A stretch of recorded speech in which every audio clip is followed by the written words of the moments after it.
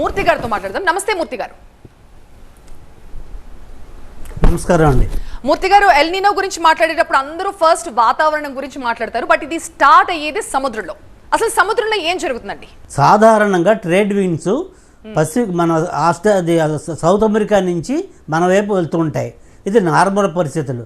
కానీ ఎల్లిలో వచ్చేటప్పటికి ఏమిటవుతుందంటే ఈ ట్రేడ్ విండ్స్ వీక్ అయిపోయి డైరెక్షన్ రివర్స్ అయ్యి దాంట్లో పసిఫిక్ మహాసముద్రంలో ఈక్వటోరియల్ రీజన్ అంటే 30 డిగ్రీల నార్త్ 30 డిగ్రీల సౌత్ ఏరియాలో టెంపరేచర్స్ రైజ్ అయిపోతాయి.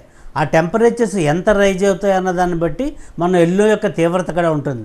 ఈ జనరల్గా 0.5 డిగ్రీస్ 1 డిగ్రీస్ అయితే కనుక ఒక సాధారణ ఎల్లినో అని స్ట్రాంగ్ ఎల్లినో అంటారు. కానీ ఈ ఏడాది వస్తున్న సమాచారాన్ని బట్టి పసిఫిక్ మహాసముద్రంలో టెంపరేచర్స్ 1.5 డిగ్రీ వరకు రైజ్ అయ్యే ఛాన్స్ ఉందని, దాని మూలాన దీన్ని సూపర్ ఎల్లినో అని ఇక్కడ అంటారని మనం అనుకుంటున్నాం. దాన్ని బట్టి మనకి వాతావరణ పరిస్థితులు కంప్లీట్గా మారిపోయి మాన్సూన్స్ వీక్ అయి వర్షాలు లేక మనం ఎప్పుడైతే గాలిలో తేమ లేదో డైరెక్ట్గా సన్ రేడియేషన్ తోటి మనకి టెంపరేచర్స్ కూడా ఎక్కువగా కనపడుతున్నాయండి.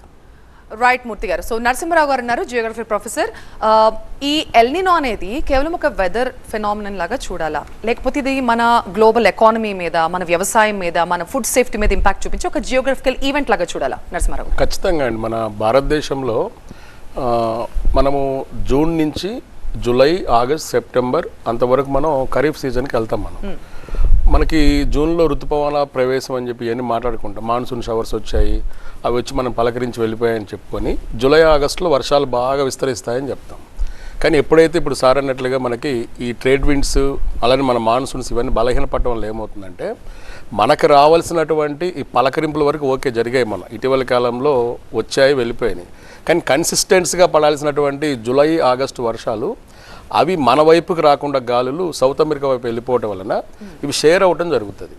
అందువల్ల మనకేమవుతుందంటే ఆటోమేటిక్గా పడాల్సిన వర్షం కంటే మనకి వర్షాలు తగ్గటం వలన ఇప్పుడు మీరు అన్నట్లుగా అనుకున్న దిగుబడి రాకపోవటం, అనుకున్న స్థాయిలో పంటలు పండకపోవటం. ఎప్పుడైనా మనకి అనుకున్న దిగుబడి రాకపోయినా, అనుకున్న స్థాయిలో వర్షాలు పడకపోయినా మనం దాన్ని ఏమంటాం, అనావృష్టి అంటాం. It leads to drought. ఇంకా ఎక్కువగా పెరిగితే అది ఫెమైన్గా మారుతుంది అంటాం. అందువల్ల ఖచ్చితంగా ప్రభావం అయితే మనకు ఉంటుంది. అండ్ సాయి భాస్కర్ గారు, ఒక క్లైమేట్ చేంజ్ ఎక్స్పర్ట్గా మీరేం చెప్తారు? ఎందుకంటే ఈ ఎల్ నినో అనేది ఒక సహజంగా జరిగే ఒక ప్రక్రియ వాతావరణంలో.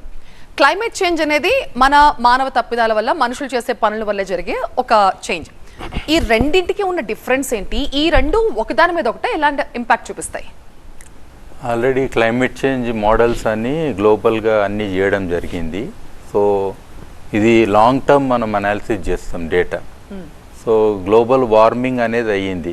1.5 డిగ్రీ సెంటిగ్రేడ్ అంతకంటే ఎక్కువ కూడా చాలా ప్రాంతాలలో పెరిగింది మామూలుగా atmospheric temperature, air temperature. So ఇక్కడ వెదర్ మీద ఇప్పుడు నెంబర్ ఆఫ్ ఇన్సిడెంట్స్ చూస్తే, అంటే ఈ ఎల్ నినో లాంటి కరువు కానీ లేదా సడన్గా ఎక్కువ వర్షాలు పడడం కానీ, అంటే ఈ మెటీరియలాజికల్ డిజాస్టర్స్ ఏవైతే ఉంటాయో అవన్నీ కూడా ఇన్సిడెంట్స్ పెరుగుకుంటూ వస్తున్నాయి. సో ఈసారి వచ్చింది సూపర్ ఎల్ నినో అని అంటాం మనం. ఇది చాలా ఏళ్ళకి maybe around 50 years record breaking type మనకు వచ్చింది.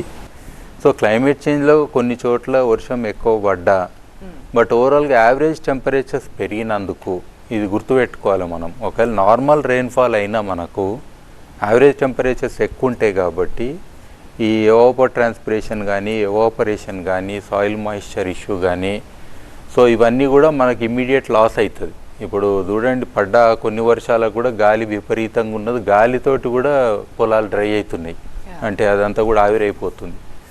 సో ఇవన్నీ కూడా ఇంటర్ రిలేటెడ్ ఫినామినన్సే. అండ్ ఇవి ఇంకా ముందు ముందు పెరుగుతాయనే చెప్పొచ్చు కానీ తగ్గాయి. అందుకే ఫస్ట్ మనం క్లైమేట్ చేంజ్ మిటిగేషన్ అనేది ఆలోచన చేయాలి.